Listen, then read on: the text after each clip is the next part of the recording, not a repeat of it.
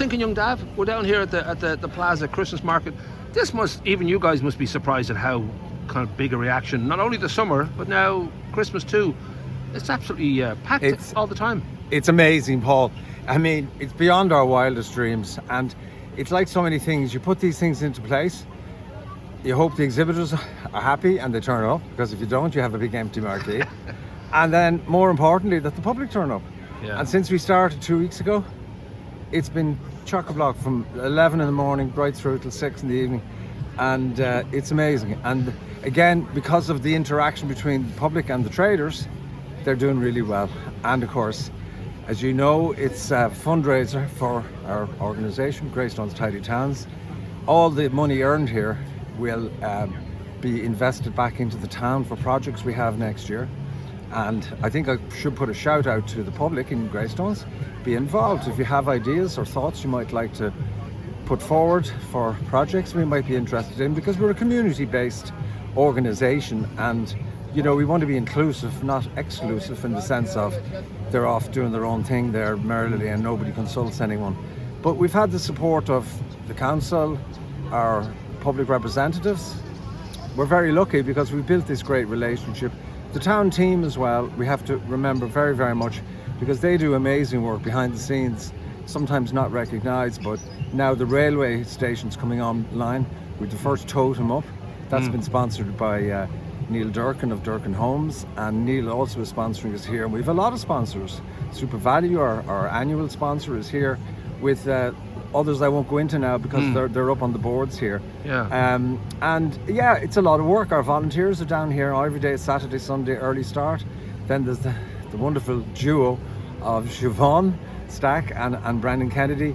They're here tirelessly working and making sure all the stallholders are really happy.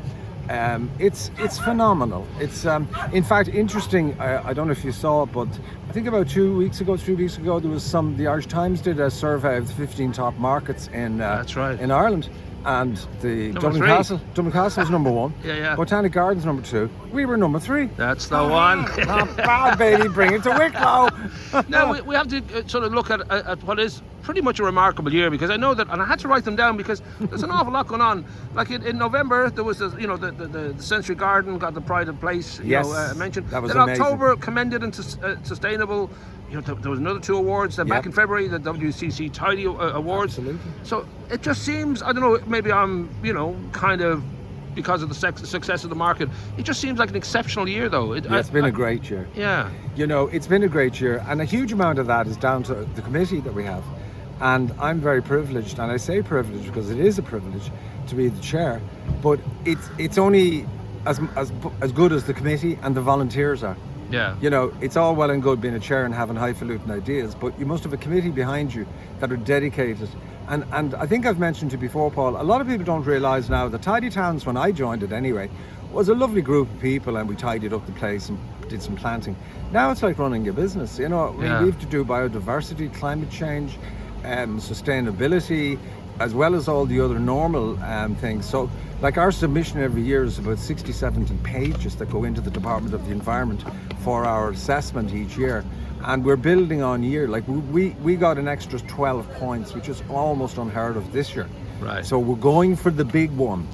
We're going to win it, Paul. I tell you, I hope to be sitting here someday talking to you to say, here we are, Greystones Tidy Towns, winner of the Tidy Towns competition. Well, I've been doing the guide now for too many years, as people can tell, and over those years I sort of felt that it was a struggle to get people to react, but I'm delighted this year, especially just seeing a lot of young people, a lot of fresh blood, like the lovely Laura Dicker, others. No, you're 100% right. Yeah. And I think now the public are aware of what we're doing, what our commitment is. Yeah. And our commitment is always to the community, the town, enhancing the town and making it, as it is, one of the most wonderful places to live. But there are always other things we can do. There are plenty. And the beauty is, Paul, the funding we get here, like I'll give you an example. A lot of the markets, and it's not in any way to denigrate any of the markets, but a lot of markets are charging 50, 60, 70 euro for a pitch. We charge 25. Right. And the committee decided, no, we'll leave it at that because we're a charity. So our traders are delighted. They don't have to make, 60, 70 euro in profit before they earn a crust themselves. Yeah. So this way, they love it, And I have to say that there's a WhatsApp group that we have, and it's just the best social group going on. It's everyone asking, like, where do I get weights for my gazebo? How do I do this? It's questions and answers over and back, and everyone is interacting with everyone. So it's a real community. People don't want to join that WhatsApp group now. They do, and it's, yeah, absolutely. The new open forum is happening. New open forum, although I don't think we'd ever compete with the forum, no. Definitely not. But it's a real community. It's a real community. I should add, now you talk about a great committee. Is there any dead wood in there? Anybody you'd like to get rid of? We can, it'd be a good time to do it. You always do this to me. Every time we've an interview, you throw me a curveball. And the answer is no. Okay. Absolutely not. Everyone on our committee is committed. Nice. 100% to what we're doing. So all the wonderful things that are sort of pop up on the radar, like, the outdoor libraries and the street art and all that, are these things that just sort of, I don't know if they come just out of the blue, or whether there's a certain amount of major planning that has to go into an entire year to say, these are the 6 things we'd love to add to the town this year, or... Well, I mean, if you look at the very simple project we did, and we only facilitated it, which was the painting of the traffic boxes, the green boxes. They're kind of boring. Lovely, yeah. Now the TY students embraced that, and they took it on. They came up with designs, and they look magnificent. Yeah. So this was due to Joyce Timms, again, one of our members, who is our TY coordinator, and she's constantly working with them. I mean, down at the dog walk or the promenade at the South Beach, the the thing that what was it? Oh my God, it's gone out of my head. On the ground, the boardwalk thing, the boardwalk kind of thing, or summer project. Okay, all right, sorry, yes. They redid all that, and it looks the marvelous. hopscotch and everything else. Hopscotch, exactly. All lovely. Of that. But they're constantly. Joyce does an amazing job with the TY students. Yeah. And then we've got a junior tidy towns section, and Rebecca Gill is another one of our committee members. Absolutely never stops. She's on the go all the time. We have, Dave Emerson, he looks after all of sustainability. He's amazing. Morris, our secretary. Barbara is our horticultural expert. Lourdes Scott is on our committee. She's a member of the Green Party. I'm very good on that in the sense of, because we have to be seen. And up for an award now for our work with cleaning the beaches and all that, with the beach clean, And again, we would go to the schools for that, to take the little ones out from junior tidy towns, or the slightly older ones in TY. So again, we're moving into embracing all the various, as I say, the schools, the juniors and the seniors, and it's great because it gives them a sense of ownership of their own community, which I think is wonderful. Thinking about the street art, I wonder if there's any way I can get the ball rolling on an idea that I've kind of had for years, where the slab that's at the beginning of Burnaby Park, it's a bit like from 2001: A Space Odyssey. It is.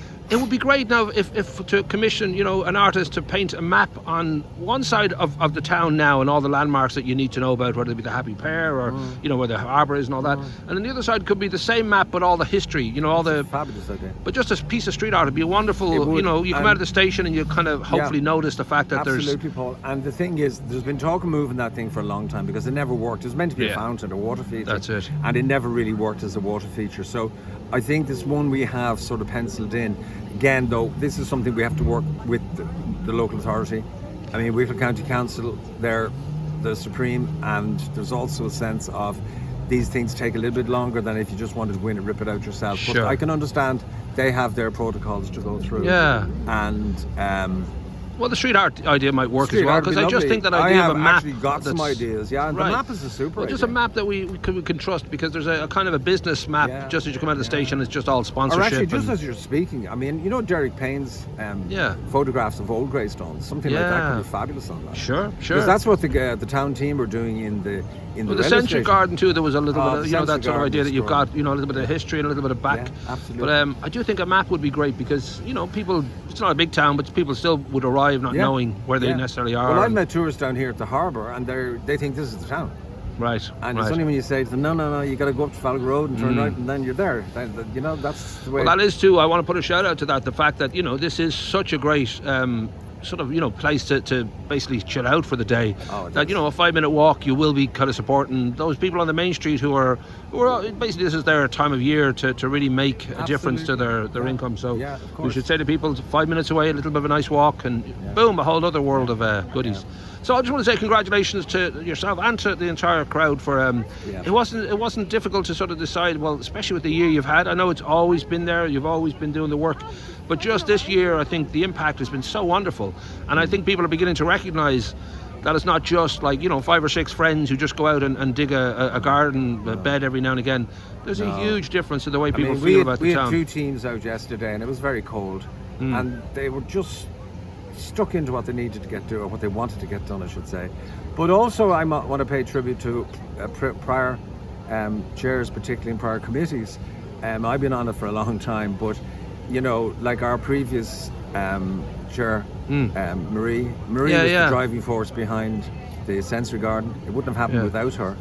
And you know, going back, Colin O'Brien, Frank Coyne, they all brought a lot to it.